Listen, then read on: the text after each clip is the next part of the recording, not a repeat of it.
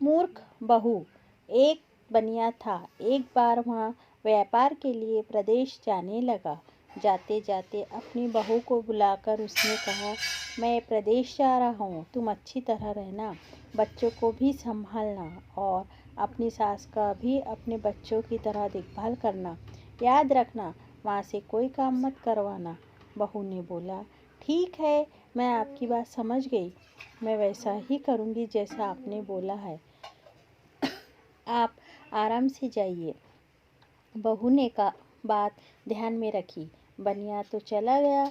बहू ने दूसरे ही दिन माँ जी से कह दिया, माँ जी, आपके बेटे मुझसे कह गए हैं कि मैं माँ को अपने बच्चों की तरह संभालना और उनको कोई काम मत करने देना। अब आप घर का कोई काम मत कीजिए, आप तो इन बच्चों के साथ खेलिए, खाइए और मौज करिए। माँ जी गहरे सोच में पड़ गई। फिर बोली, बहू ठीक है, अब मैं ऐसा ही करूँगी। कुछ दिनों के बाद बहू ने अपनी बेटी के कान छिदवाए। उस समय बहू को अपने पति की बात याद आई कि माँ को बच्चों की तरह ही संभालना है। इसीलिए बहू ने माँ जी के कान छिदवाने की बात सोची। उसने माँ जी से कहा, माँ जी चलिए, आपके कान छिदवाने हैं।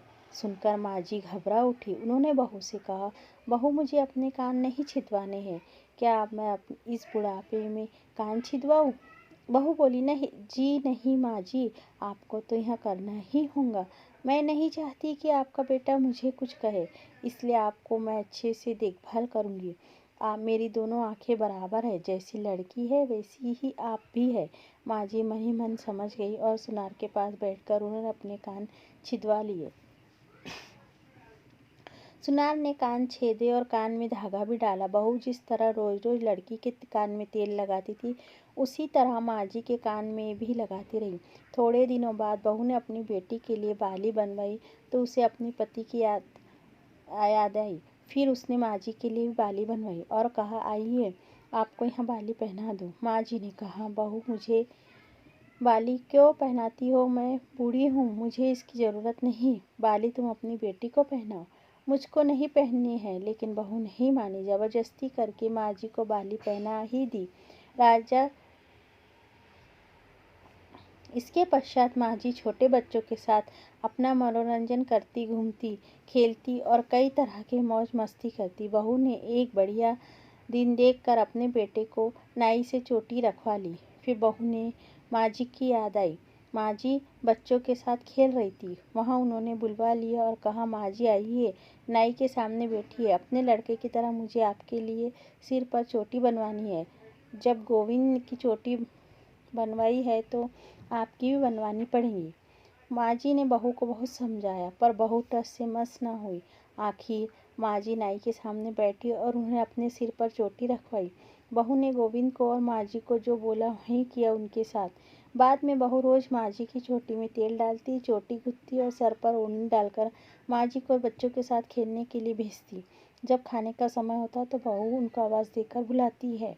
ऐसे ही रोज का हाल था।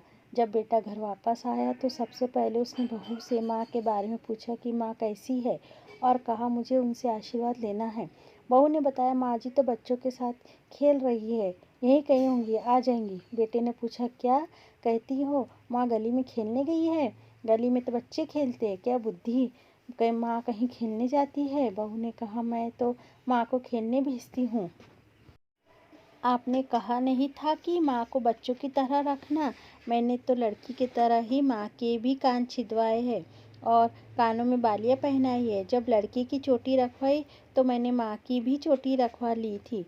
जब सब खेलने भेजती हूँ तो माँ को क्यों ना भेजूँ?